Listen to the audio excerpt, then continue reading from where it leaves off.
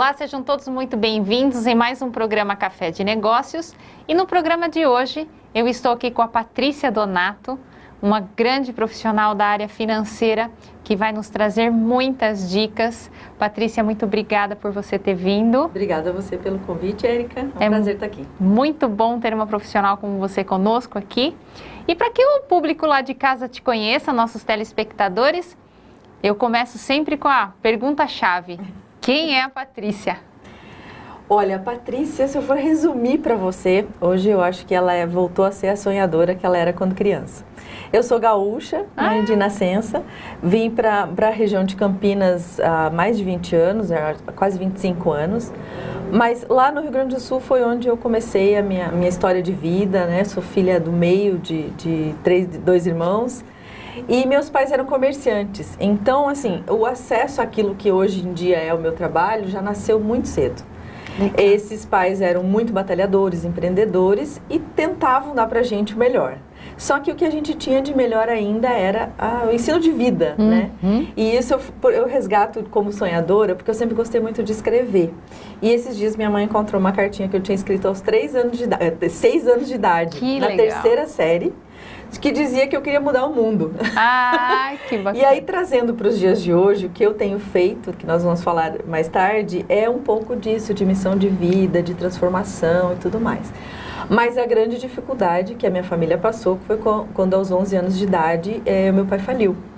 E aí nós tivemos que remodelar toda a história, né, de padrão de vida, de escolhas e tudo mais. Minha mãe, sempre muito batalhadora, muito empreendedora, procurou dar os melhores caminhos, as melhores opções. E qual era o comércio que vocês tinham, Patrícia? Eles tinham uma rede de loja de calçados. Calçados. Isso em que cidade, lá no sul? Na região das Missões, no Rio Grande do Sul. Um pouco longe daqui. E frio também? Frio também, bastante frio, principalmente no inverno, na época que tinha que ir para a escola, a gente sentia muito isso. Mas assim, foi sempre uma vida de muitas experiências, né? Porque hoje minha mãe mora mais próximo de Porto Alegre, meus irmãos também estão em cidades maiores, mas eu nasci num lugar, uma cidade muito pequena. E, inclusive, era uma cidade de origem alemã, então a gente aprendeu muito sobre a cultura alemã, as comidas e tudo mais. As coisas boas também vieram no pacote. Claro. E como é que foi, Patrícia? Aos 11 anos, seu pai faliu, e aí? Como é que foi essa história? Eles faliram não só os negócios, eles faliram no casamento também, eles separaram, né? E a minha mãe assumiu as crianças, éramos 3 adolescentes, meu irmão que era criança, tinha 5 anos. E aí nós tivemos que começar uma nova vida, inclusive ela mudou de cidade, foi morar na cidade dos parentes dela. E isso tudo fez com que a gente apoiasse, né? Sim. Eu comecei a trabalhar com 14, 15 anos, fui auxiliar de raio-x, mas eu era datilógrafa. Legal. Esses cursos que entregam a idade da gente, né? E sempre ajudando a ela e percebendo que ela fazia tudo pra gente conseguir um dia estudar, um dia trilhar o nosso caminho. E uma coisa muito curiosa que é legal de hoje, né, a gente como professora e dando palestras e tudo, com 6 anos de idade minha mãe começou a me dar um curso de oratória. Ela pegava um microfone e começava a fazer a gente entrevistar uma irmã, a outra, pra gente saber falar, saber se expressar. E isso é o que eu tô te falando da bagagem de vida. Que bacana. Porque ela não tinha estudo, mas lá, desde criança, a gente aprendia a declamar poesia e um monte de coisa que é da cultura, né? E isso desenvolveu o ser humano. Então, esse despertar de onde eu quero estar, o que eu quero desenvolver, nasceu muito cedo. Que bacana. E aí a vinda para Campinas foi bem mais tarde, né? Eu casei muito cedo, casei com... Casou lá ou casou aqui? Casei lá. Lá.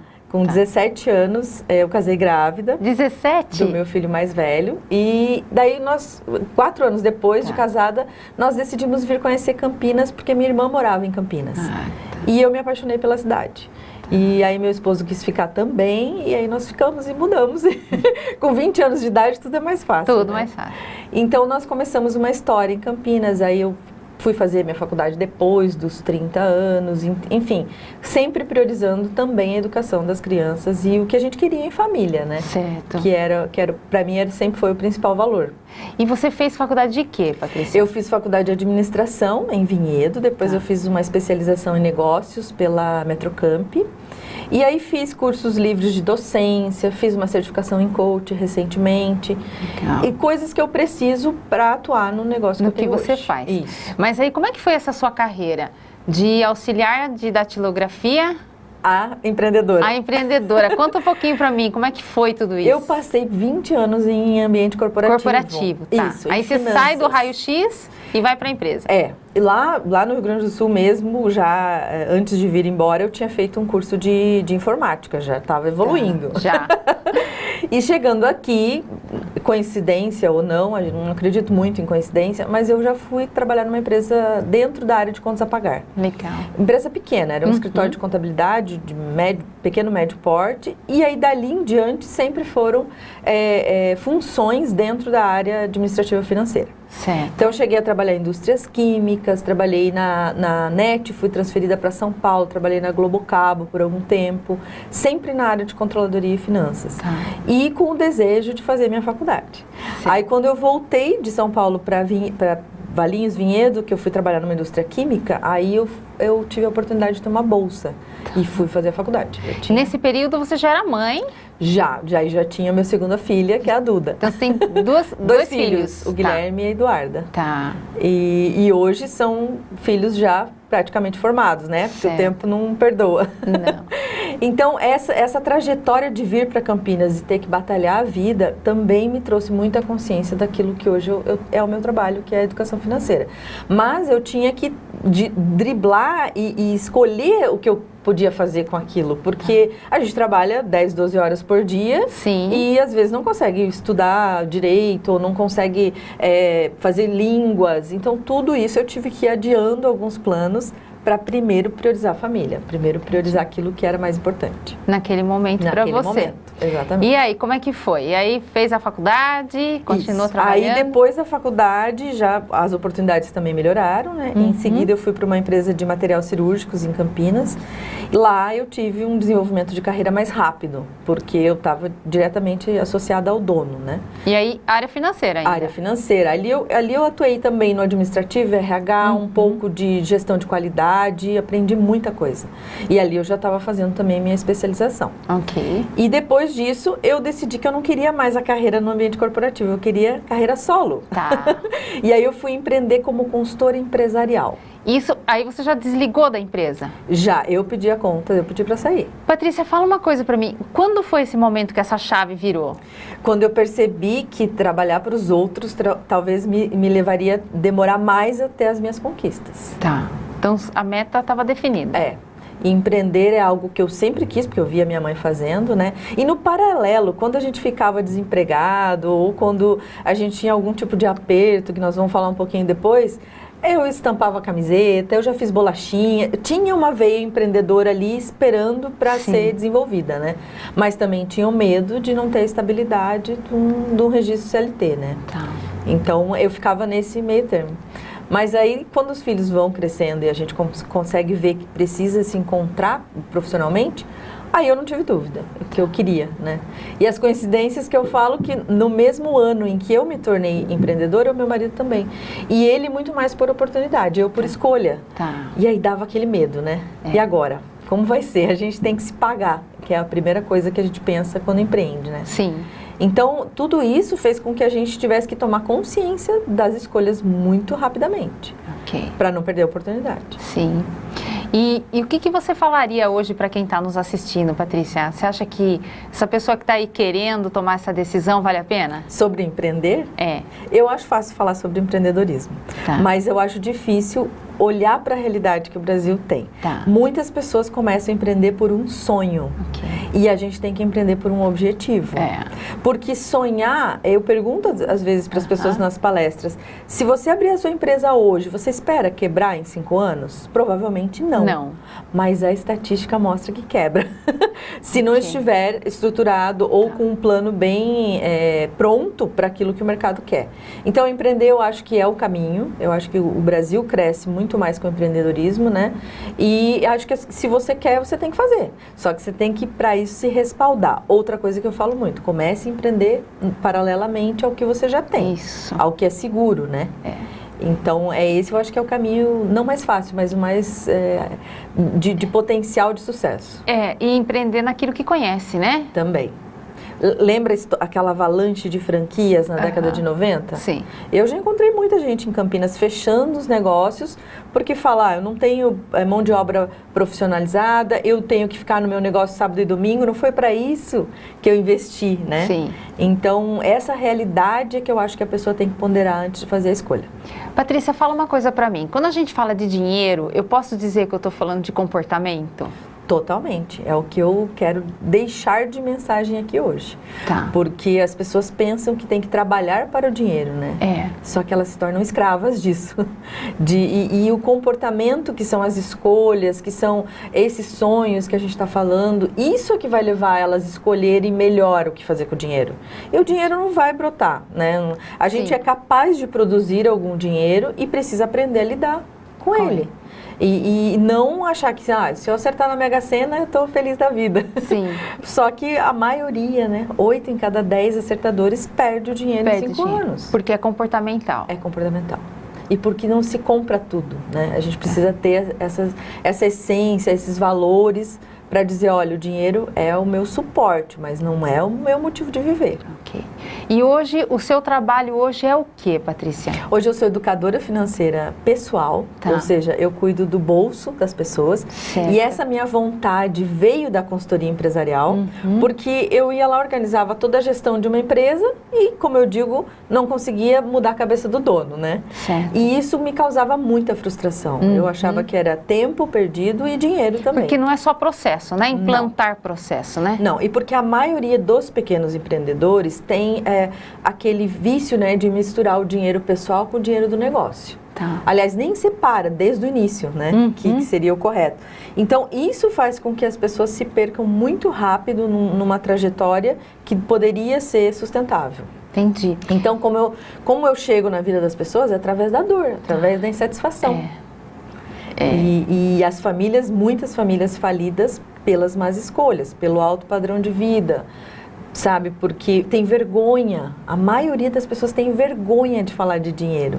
Patrícia, existe algum comportamento que você falaria assim, não, esse é o ponto da pessoa se perder no meio do caminho em relação ao dinheiro? Existem, na verdade, 2 tipos de pessoas. Então você não vai falar agora.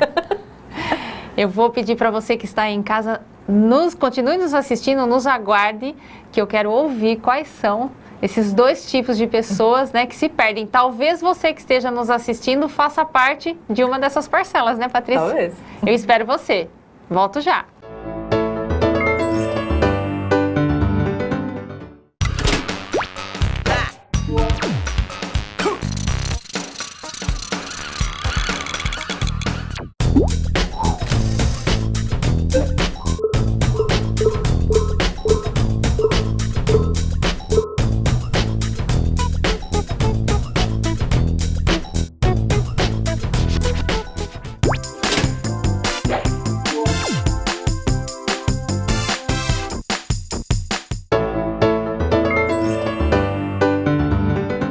Olá, estamos de volta em mais um bloco do nosso programa Café de Negócios. Eu estou aqui com a Patrícia Donato, praticamente a dona do dinheiro, né, Patrícia? E a Patrícia está nos contando aí a sua história empreendedora e vai nos dar muitas dicas nessa área de educação financeira. Mas, Patrícia, me conte, eu perguntei para você se existe algum comportamento chave, né, que define, né, que faz com que essas pessoas acabem se enrolando, virando uma bola de neve no meio das dívidas. Sim. E aí, Patrícia? Os 2 principais, Érica, que fazem as pessoas mudarem o rumo da vida, um deles é o comportamento em relação ao status. Tá. Então, quanto mais a pessoa ganha, mais ela quer adquirir coisas, né, materiais, e não pensa no futuro, não pensa em prevenir, em prevenção. Então, isso faz com que ela esteja cada dia mais consumista, e quando ela vê, o padrão de vida dela aumentou e ela não se deu conta. Certo. O segundo comportamento é o da pessoa que tem medo de pedir ajuda. Então, a gente não tem educação financeira, né, na escola ainda. Sim. A gente, às vezes, os nossos pais sabem um jeito de fazer as coisas, mas não serve tanto mais pra gente. E aí, as pessoas têm medo e têm vergonha. Então, elas pegam empréstimos automáticos, elas acham que aquele problema só aconteceu com ela, não vai acontecer novamente, né?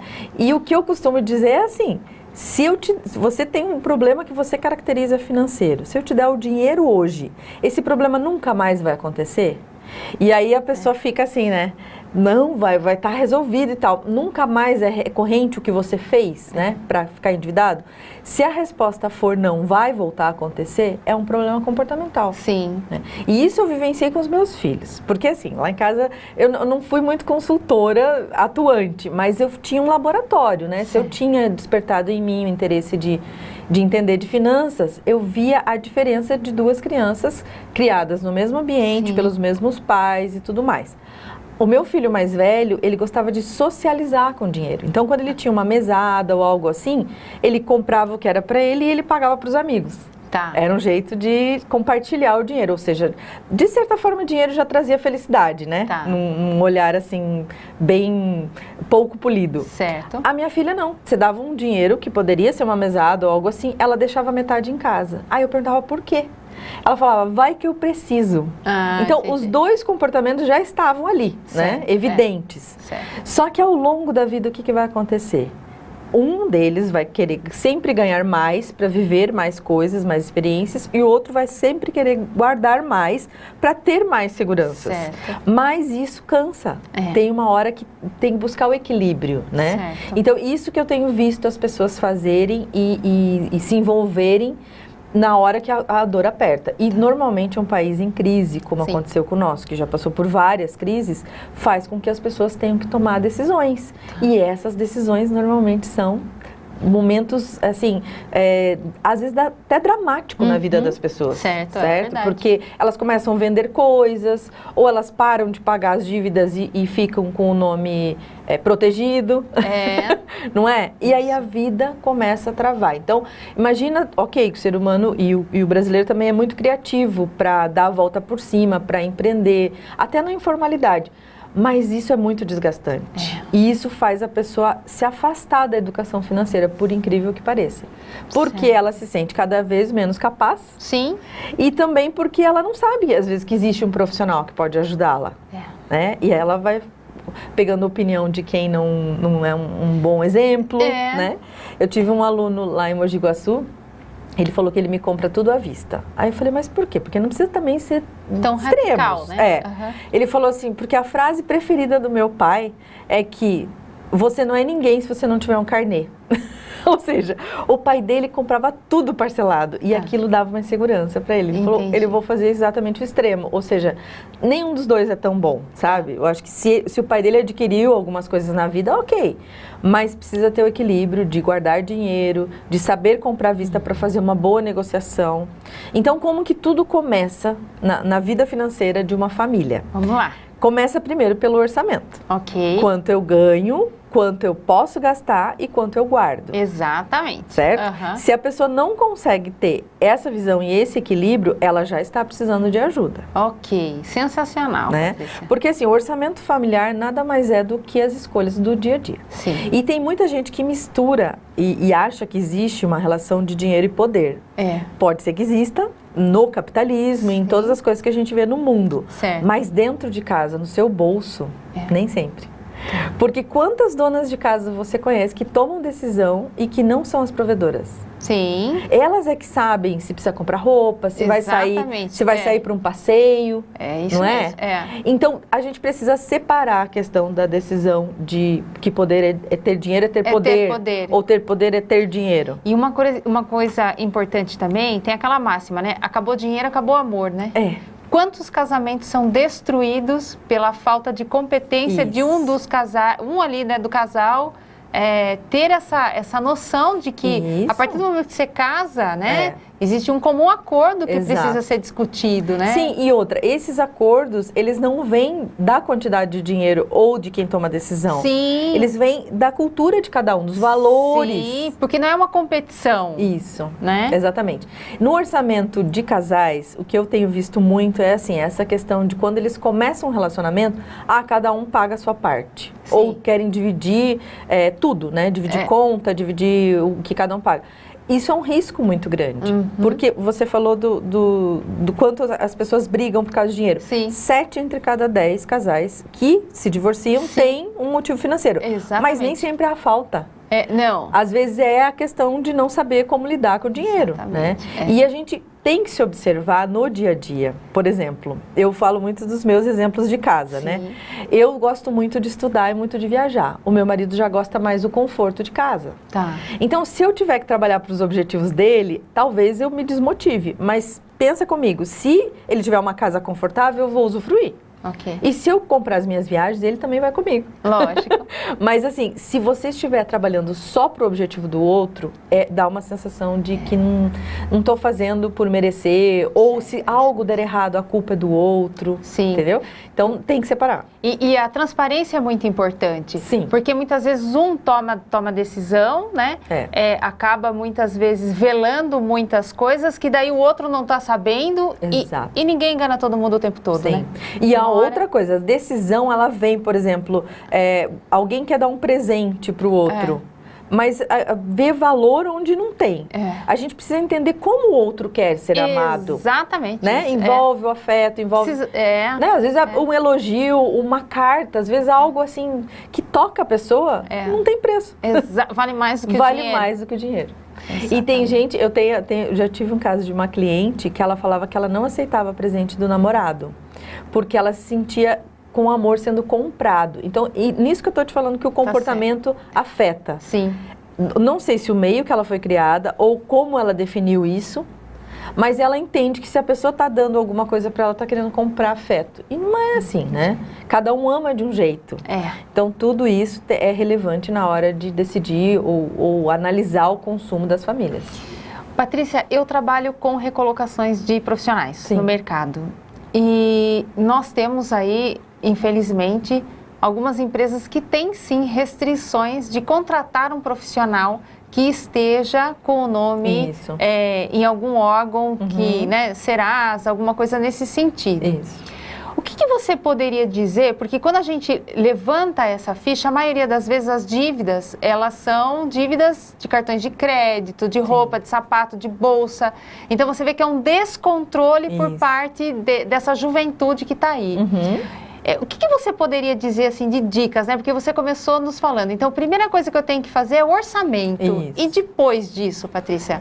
Saber o quanto eu ganho, quanto eu gasto. Para os jovens que ainda moram com os pais, né? Que são... eu também tenho um caso em casa que o meu filho mais velho fez isso. Ele estava morando conosco e ele extrapolou o limite do cartão de crédito. E quando eu falo em extrapolar, não é 5 mil, 10 mil. Eram R$800. Só que no universo que ele ganhava 1.200. Porque ele era estagiário. Então, qual era a realidade? Ele chegou com esse discurso para mim, como mãe, né? Mãe, me empresta um dinheiro, que isso nunca mais vai acontecer. Eu pergunto a você e a qualquer pessoa que esteja nos ouvindo agora. Vocês acham que isso nunca mais ia acontecer? Se ele gosta de socializar com dinheiro. Então, o que eu falei para ele? Eu falei, você vá até... Primeiro eu falei, não. A gente tem que aprender a falar não também para os filhos. Aí eu falei, vá até a sua gerente do banco, negocie esse cartão, primeiro cancele, negocie, pague as parcelas de acordo com o seu salário e volte a usar o cartão se você sentir a consciência que você está me dizendo que você tem. Ele ficou mais de um ano sem cartão de crédito, pagou em parcelas pequenas, mas o mais importante de cancelar o cartão de crédito é estagnar os juros. Entendi. Porque tem gente que fala assim, não consigo pagar o cartão de crédito. Aí começa a pagar o mínimo. Essa bola de neve toma uma proporção em 6 meses que não cabe mais no seu bolso. Então, isso é como uma torneirinha, você tem que fechar o quanto antes. E só deixar o cartão de crédito em casa também não resolve. Porque a dívida está lá no banco, tá na administradora e tudo mais. O ideal é ir lá, conversa com a gerente, cancela esse cartão e parcela essas dívidas. Isso é válido para empréstimo também, Patrícia? Também, para renegociar. A pessoa tem 2, 3, 4 empréstimos no mesmo banco ou em bancos diferentes, não tem problema. Ela vai e negocia com o banco que ela tem mais relacionamento, para ela ter uma taxa menor e quita tudo. Só que o mais importante, de novo, falando em orçamento, essa parcela tem que caber dentro do orçamento. E é assustador. Hoje em dia, 20% do salário das pessoas são para pagar cheque especial, juros de conta atrasada. Isso também as pessoas não olham. Por exemplo, tem uma conta de energia que vence dia 5, mas eu recebo dia 10. Então, ou eu pago a conta atrasada todo mês, ou eu pago a conta em dia e uso cheque especial. Entendi. Falta de equilíbrio total.